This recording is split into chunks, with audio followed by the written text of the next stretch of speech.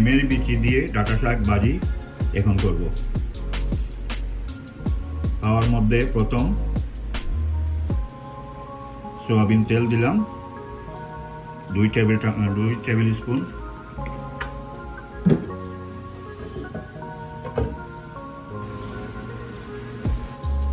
তেল গরম হওয়ার পরে 2 টিস্পুন রসুন দিয়ে দিব।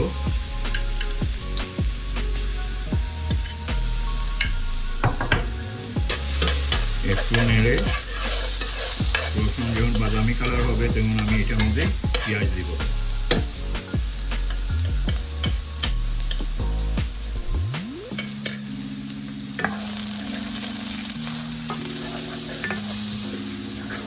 রসুন আমার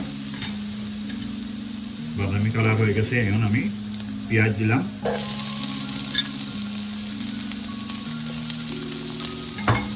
দিয়ে আবার নাড়তে থাকবো। কিছুক্ষণ কষানোর পর আমি এটার মধ্যে শিমের বিচি, লবণ আর হলুদের গুঁড়া দেব।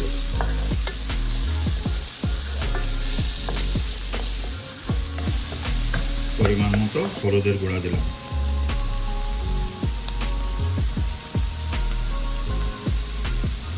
এখন আমি লবণ অ্যাড করব, স্বাদ মতো লবণ দিয়ে এখন আমি শিমের বিচি সিদ্ধ করে রেখেছিলাম সেইটা আমি এখন অ্যাড করতেছি।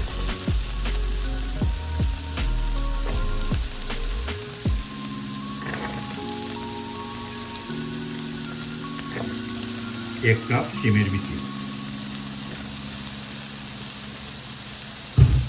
এর মধ্যে আমি কাঁচামরিচ দিয়ে দিলাম।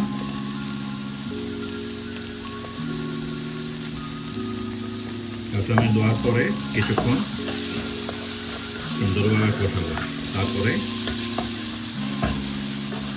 অল্প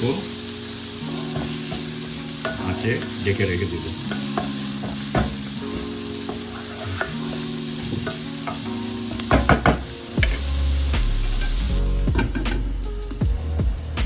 আমার শিমের বিচি এতক্ষণে কষানো হয়ে গেছে। আমি একটু নাড়াচাড়া করার পরে এটার মধ্যে ডাঁটা শাকগুলা দিয়ে দিব। এখন আমি ডাঁটা শাক দিয়ে দেব।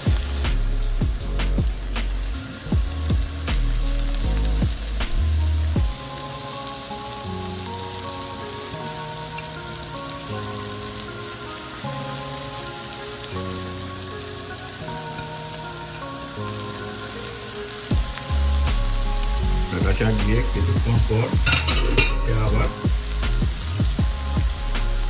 এখন আমি একটু পেঁয়াজ রসুনের সাথে এটা মিক্স করে দেব, দিয়ে ঢেকে রেখে দেব 10 মিনিট।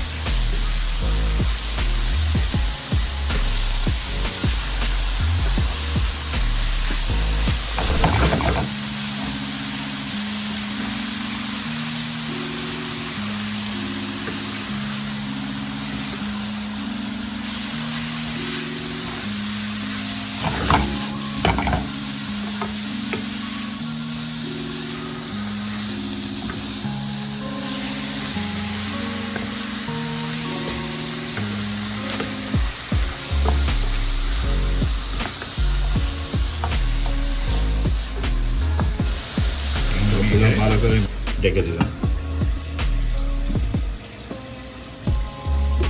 আমার শাক ভাজি মোটামুটি শেষ পর্যায়ে এখন আমি ঢাকনা সরিয়ে দিলাম, দিয়ে আবার এখানে নাড়াচাড়া করে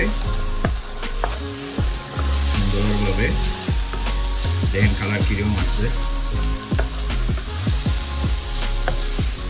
আমার শাক ভাজি যদি আপনাদের পছন্দ হয় তাহলে সাবস্ক্রাইব, শেয়ার এবং লাইক করে আমার পাশে থাকবেন। আপনাদের সহযোগিতা আমার একান্ত কাম্য। ধন্যবাদ। হয়ে গেল আমার ডাঁটা শাক ভাজি। Thank you.